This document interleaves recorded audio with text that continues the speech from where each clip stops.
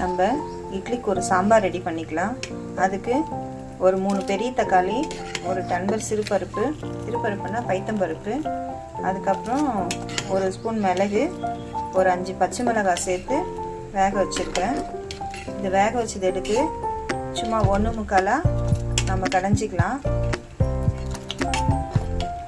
கடைஞ்சிட்டு இது ஒரு தாளிப்பு ஒன்று கொடுத்துக்கலாம். இதுக்கு தேவையான அளவு உப்பு, மஞ்சத்தூள் சேர்த்துருக்கேன். தாளிக்கிறப்ப நம்ம பெருங்காயமும் சேர்த்துக்கலாம். இதை அப்படியே நசுக்கி விட்டாலே அது மசிஞ்சிரும். சப்போஸ் மசியலைன்னா நம்ம மேலோடு எடுத்து இந்த பச்சை மிளகாலாம் வேணும்னா நம்ம அரைச்சிக்கலாம்.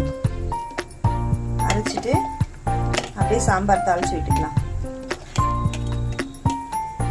நம்ம தாளிப்பு ஒன்று கொடுத்துக்கலாம். எண்ணெய் நல்லா காஞ்சிடுச்சு.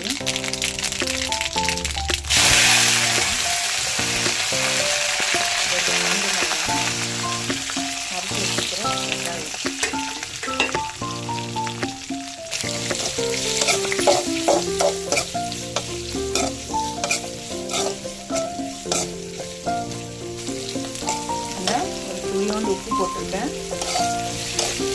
ஏன்னா சாம்பார் வந்து கொஞ்ச நேரம் இருந்தால் கூட கெடாமல் இருக்கும். வெங்காயம் வெறுமனே வதக்கி போட்டோம்னா ஊற்ற வந்துடும்.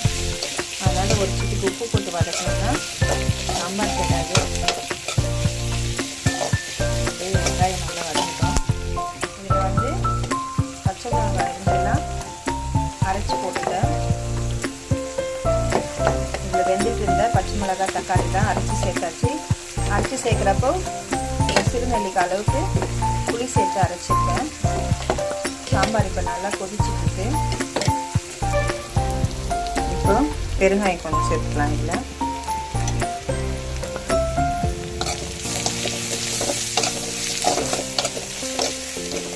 இப்போ வதங்கிடுச்சு. இதை சாம்பார் எடுத்து வச்சுக்கலாம்.